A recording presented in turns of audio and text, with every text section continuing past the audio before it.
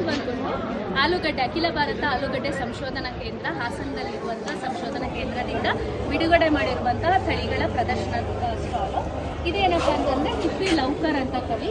ಇಲ್ಲಿ ನೀವು ಎಲ್ಲ ರೀತಿ ತಳಿಗಳನ್ನ ನೋಡ್ಬೋದಾಗಿದೆ. ಒಂದು ಫ್ರೆಂಚ್ ಫ್ರೈಸು ಚಿಪ್ಸ್ಗೆ ಸೂಕ್ತವಾದಂಥ ತಳಿಗಳು, ಹಾಗೆ ಅಧಿಕ ಇಳುವರಿ ಕೊಡುವಂಥ ತಳಿಗಳು, ಹಾಗೆ ಕೆಂಪು ಕಲರ್ ತಳಿಗಳು, ಕಲರ್ ಗಡ್ಡೆನೂ ಕೂಡ ನೀವು ನೋಡ್ಬೋದು. ಸೊ ಇದೆಲ್ಲ ತಳಿಗಳು. ಇದರಲ್ಲಿ ಈಗ ಮುಖ್ಯವಾಗಿ ತಳಿಗಳಂದರೆ ಕುಫ್ರಿ ಜ್ಯೋತಿ, ಹಿಮಾಲಯ, ಇವೆಲ್ಲ ಇಂಪಾರ್ಟೆಂಟ್ ತಳಿಗಳು. ಇವೆಲ್ಲ ಯಾಕೆ ಯೂಸ್ ಮಾಡ್ತಾರೆ? ಇವೆಲ್ಲ ಒಂದು ತಿನ್ಲಿಕ್ಕೂ ಯೂಸ್ ಮಾಡ್ತಾರೆ, ಅದೇ ರೀತಿ ಚಿಪ್ಸ್ ಮಾಡ್ಲಿಕ್ಕೂ ಯೂಸ್ ಮಾಡ್ತಾರೆ. ಆಲ್ಮೋಸ್ಟ್ ಈ ಕೆಂಪು ಗಡ್ಡೆ ಎಲ್ಲ ತಿನ್ಲಿಕ್ಕೆ ಬಳಕೆ ಮಾಡೋದು. ಇದು ತಿನ್ನೋದ್ರಿಂದ ನಮಗೆ ಆಂಥೋಸೈನಿನ್ ಕಂಟೆಂಟ್ ಜಾಸ್ತಿ ಇರುತ್ತೆ.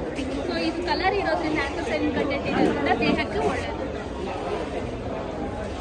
FF ಅಂತೇಳಿದ್ರೆ ಫ್ರೆಂಚ್ ಫ್ರೈ ವೆರೈಟೀಸ್. ಇದು ACRP, ಇದು ಫ್ರಯೋಮ್, ಇದು ಕೂಡ ಫ್ರೆಂಚ್ ಫ್ರೈಗೆ ಸೂಕ್ತವಾದಂಥ ತಳಿಗಳು.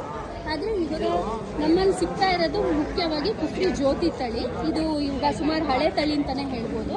ಅದಾದಮೇಲೆ ಬಿಡುಗಡೆಯಾದಂಥ ತಳಿ ಕುಫ್ರಿ ಹಿಮಾಲಿನಿ. ಈ ತಳಿ ಅಂಗಮಾರಿ ರೋಗಕ್ಕೆ ನಿರೋಧಕತೆ ಇದೆ. ಜೊತೆಗೆ ಇದು ಕುಫ್ರಿ ಕರಣ್, ರೀಸೆಂಟಾಗಿ ರಿಲೀಸ್ ಆಗಿರುವಂಥ ತಳಿ. ಜ್ಯೋತಿಗಿಂತ ಇಳುವರಿ ಹೆಚ್ಚಿದೆ, ಹಾಗೆ ಅಂಗಮಾರಿ ರೋಗ ರೆಸಿಸ್ಟೆನ್ಸ್ ಇದೆ. ಪುಕ್ರಾಜ್ ಅಂತ ತಳಿ, ಇದು ನಿಮಗೆ ಸುಮಾರು 90 ದಿವಸಕ್ಕೆ ನಿಮಗೆ ಬರುತ್ತೆ. ಅದು ಕೂಡ ಉತ್ತಮವಾಗಿ ಬರುತ್ತೆ. ಇದು ಕುಫ್ರಿ ಸೂರ್ಯ ಅಂತ. ಇದು ಸ್ವಲ್ಪ ಮೊಟ್ಟೆ ಆಕಾರದಲ್ಲಿದೆ, ಅಂದರೆ ಓವೆಲ್ ಶೇಪ್ ಇರುವಂಥ ತಳಿ.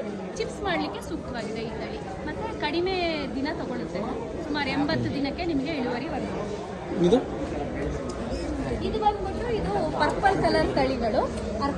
ಕುಫ್ರಿ ನೀಲ್ಕಂಠ ಅಂತೇಳಿ, ಇದು ಪರ್ಪಲ್ ಕಲರ್ ಇರುವಂಥ ತಳಿ. ಹಾಗೆ ಈ ತಳಿದು ನೋಡಿದ್ರೆ ನೀವು ಒಳಗಡೆನೂ ಕೂಡ ಪರ್ಪಲ್ ಕಲರ್ ಇರುತ್ತೆ.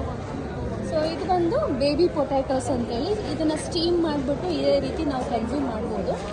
ಇನ್ನು ಇದು ಕೂಡ ಕಲರ್ ಇರುವಂಥ ತಳಿ.